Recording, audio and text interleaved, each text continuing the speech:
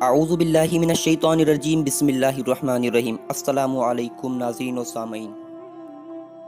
حضرت سیدنا علی المرتضیٰ رضی اللہ عنہ کا جب وقت وصال قریب آیا تو آپ رضی اللہ عنہ نے اپنے صاحبزادوں کو طلب فرمایا اور ان سے ذیل کی وصیت کی: میرے بچوں، میں تمہیں اللہ عز و جل سے ڈرنے کی نصیحت کرتا ہوں۔ میرے بعد تم دنیا کی محبت میں مبتلا نہ ہو جانا، کسی دنیاوی شے کے حصول میں ناکامی پر افسوس نہ کرنا،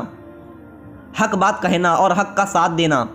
مظلوموں کی امداد کرنا، یتیموں کے ساتھ حسن سلوک سے پیش آنا، ظالم کی حمایت نہ کرنا اور بے کسوں کو سہارا دینا، قرآن مجید سے ہدایت لیتے رہنا اور اللہ عز و جل کے احکام کی روشنی میں ملامت کرنے والے کی ملامت کرنے سے نہ ڈرنا۔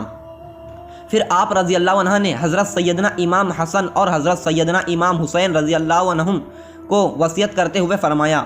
اپنے بھائی محمد رضی اللہ عنہ کے ساتھ حسن سلوک سے پیش آنا اور اس کے ساتھ عفو و درگزر سے کام لینا۔ پھر آپ رضی اللہ عنہ نے اپنے بیٹے محمد بن حنیفہ رضی اللہ عنہ کو وصیت کرتے ہوئے فرمایا: اپنے دونوں بڑے بھائیوں کی عزت و توقیر کرنا، ان کا حق تم پر زیادہ ہے اور ان کی مرضی کے بغیر کوئی کام نہ کرنا۔